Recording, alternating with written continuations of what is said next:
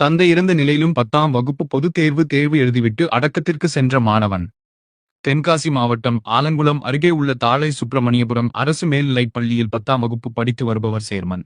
தற்போது தமிழகத்தில் 10ஆம் வகுப்பு பொதுத் தேர்வு நடைபெற்று வருகிறது. இறுதித் தேர்வாக சமூக அறிவியல் நடைபெற்றது. தாழை சுப்பிரமணியபுரம் பள்ளியில் பயிலும் மாணவர்களுக்கு ஆலங்குளம் அரசு மேல்நிலைப் பள்ளியில் தேர்வு மையம் அமைக்கப்பட்டிருந்தது.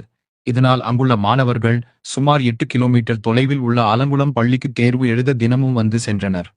இந்நிலையில் மாணவன் சேர்மன் தந்தை திருமால் 45 கூலி தொழிலாளி.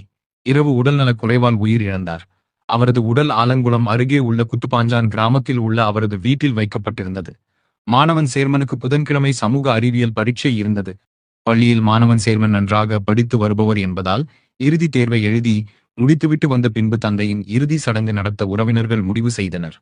தந்தை இறந்த சோகத்திலும் மனம் தளராமல் வியாழக்கிழமை காலை மிகவும் சோகமுடன் ஆலங்குளம் அரசு மேல்நிலைப் பள்ளிக்கு தேர்வு எழுத வந்தார். தேர்வு எழுதிவிட்டு பள்ளியை விட்டு வெளியே வந்த மாணவனை அங்கு காத்திருந்த உறவினர் ஒருவர் பைக்கில் தந்தையின் இறுதி சடங்கிற்கு அழைத்து சென்றார். பரீட்சை எழுதி சென்ற மாணவன் தந்தையின் காலை தொட்டு கதறி அழுதது அனைவரையும் சோகத்தில் ஆழ்த்தியது.